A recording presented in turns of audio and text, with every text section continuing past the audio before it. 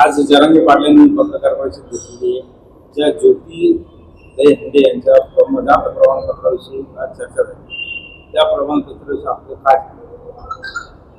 ज्योती श्रीधर दहीहंडे या गोलटगाव जिल्हा परिषद मेंबर मधून ओबीसी महिला राखीव असलेल्या जागेवर निवडणूक लढलेली आहे आणि त्यांनी जरांगे पाटलाला त्यांचं जे सर्टिफिकेट यांनी रद्द केलं जात पडताळणीने। त्याचं कारण असं आहे की त्यांनी फसली उर्दू भाषेतलं खासरा पाणी आहे हे 1919 आहे आणि पण हे फसलीमध्ये आहे। याचं ट्रान्सलेशन करून घेताना त्यांनी हे ॲट मोहम्मद अशुद्दीन मोदीन यांच्याकडून ट्रान्सलेशन मराठीतून करून घेताना यशवंत पिता शहाजी दहीहंडे असं केलं। ऍक्च्युली हे यशवंत नसून हे मी 4 ठिकाणून काढून आणलेलं आहे। हे हनुमंत शहाजी दहीहंडे असं आहे आणि हे हनुमंत शहाजी दहीहंडे यांचं ओरिजिनल कुंभी आहे। हे ओरिजिनल कुंभी आहे पण त्यांनी त्याचं हनुमंताचं यशवंत केलं आणि त्याचा लाभ त्यांनी ओबीसी प्रमाणपत्र घेतलं आणि त्याच्यातून तो निवडणूक लढला होता। त्याचं कास्ट सर्टिफिकेट ह्याच आधारावर काढलेलं आहे। मी असे डॉक्युमेंट्स आणलेले हे 4 ठिकाणून काढून आणलेले आणि 5वं एक उद्या हैदराबादहून ट्रान्सलेशन येणार आहे मला, ते खूप वयस्कर आहे आणि हे सगळे मी जे आणलेले हे महाराष्ट्र शासनाने नियुक्त केलेले आहे। महाराष्ट्र शासनाने अधिकृत नियुक्त केलेले आहे। महाराष्ट्रामध्ये 5च जण हे ट्रान्सलेशन करून देणारे माणसं आहे तर त्यातला एक खूप वयस्कर असल्यामुळे आम्हाला फक्त 4 जणांकडून भेटलेला आहे आणि मी आता 5वं कोर्टात दाखल केलेली, तो कोर्टात गेलेला आहे, त्याने अपील केलेली हायकोर्टामध्ये संभाजीनगरला।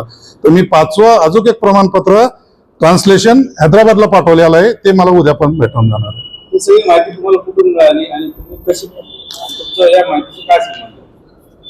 ही ओबीसी जागा होती। विशेष म्हणजे मी पण शिंदे सैनिकून पंचायत समितीला माझी मिसेस उभा होती। आमची पंचायत समिती पण ओबीसी आहे आणि जिल्हा परिषद पण ओबीसी सुटलेलं होतं। मी पंचायत समितीला उभा होतो, माझी मिसेस पंचायत समितीला उभी होती। आमचा त्यामध्ये पराभव झाला पण ओबीसीची मूळ ओबीसीची जागा होती, तिथं पण त्यांनी मराठाच कुणबी माणूस पंचायत समितीला, ती पण बाई कुणबी म्हणून निवडून आलेली, तिचं पण बोगस आहे, तिचं पण मी अपील केलेलं आहे। जालन्यामध्येच अपील आहे, जालना समितीकडेच अपील आहे तिच्यावालं। हे प्रमाणपत्र मी आपल्या याचं कसं होतं आपलं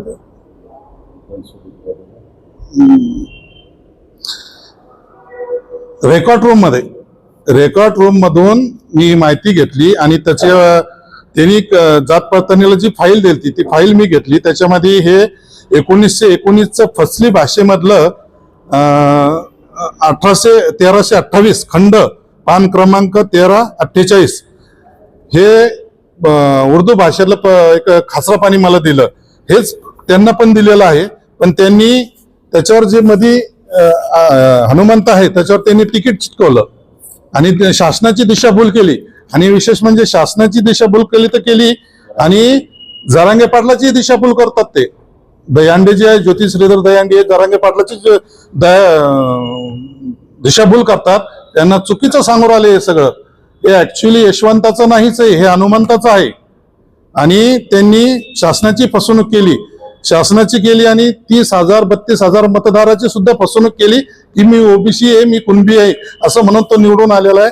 ते प्रमाणपत्र बोगस आहे, खोटं आहे आणि खोटं ते खोटंच आहे। समितीने योग्य निर्णय दिलेला आहे। असंही म्हणलं जातं की शिंदे सैनिक किंवा भाजपमध्ये कोणत्याच पक्षात गेलेली म्हणून त्यांचं हे प्रमाणपत्र नाही, ते गेले ना, कोणत्या पक्षात नाही गेले असं कसं? भाजपला मदत केली ना त्यांनी, अधिकृत पक्ष अधिकृत नाही केली। आता जे त्यांचे हा ज्योती श्रीधर दहीहंडे शिंदे हिचा पती जो आहे सुधाकर शिंदे हा बच्चू कडूचा कार्यकर्ता आहे। हा प्रहारमध्ये जिल्हाध्यक्ष आहे छत्रपती संभाजीनगरचा, त्याची पत्नी आहे ही, हा बच्चू कडूचा कार्यकर्ता आहे आणि आता बच्चू कडू शिंदे सैन्यात आलेले, त्यामुळे त्यांनी बी शिवसैन्यातच आले असं गृहीत आहे ना। पण अध्यक्षपदाची निवडणूक असताना यांनी 2,75,00,000 रुपये भाजपकडून घेतले आणि त्यांना मदत केली, त्यांना मदत केलेली त्यांनी, त्याच्यात उघड भाजपला मदत केली ना पैसे घेऊन। भाजप कसं त्याच्या विरोधात काही कारवाई करेन आणि काय करणार आहे?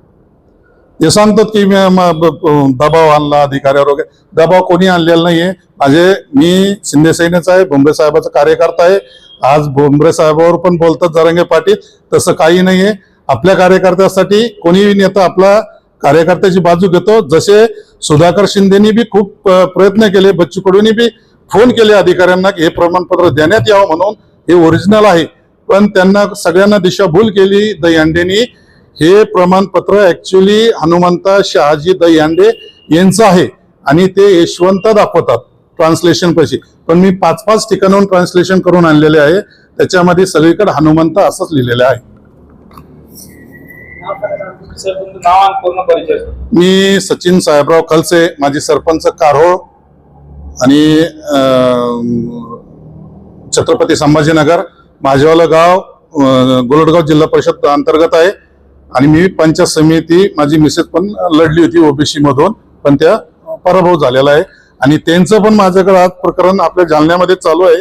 त्यांनी तर हाताने लिहिलेलं आहे, हे डॉक्युमेंट्स आहे माझ्याकडे.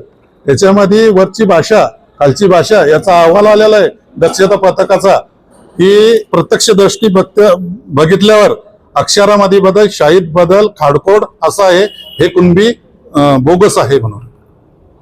मला तुम्ही जरांगे पाटलांच्या भेटीसाठी दाखल झालेल्या होत्या, काय चर्चा झाली? तुम्ही काही कागदपत्र देखील सोबत आणलेली होती? हो, आमची कागदपत्र सगळे स्ट्रॉंग असल्यामुळे आम्ही पाटलाकडे आलो, पाटलाची भेट घेतली.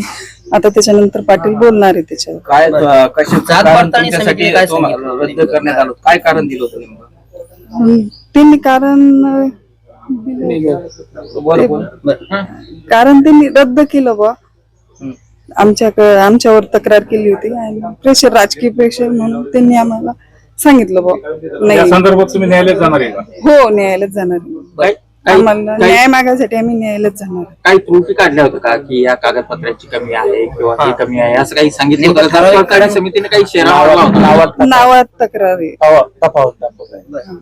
जी उर्दू भाषा होती का त्याच्यात ते दाखवत आहे बा, तुम्ही नाव चेंज करून घेतलं, पण नाव तेच आहे. उर्दू भाषावाले ते सांगताय आम्हाला की नाव तेच आहे तुमचं. बरं, आता तुम्ही कायदेशीर न्यायालयात दाद मागणार आहेत? हा, कायदेशीर आम्ही न्याय मागणार आहे. आणि याच्याही पलीकडे राजकीय लोकांना वाटत असेल की बा, पण आम्ही असं काही नाही, आम्ही पदासाठी करतो, हे पद आम्हाला लागत नाही.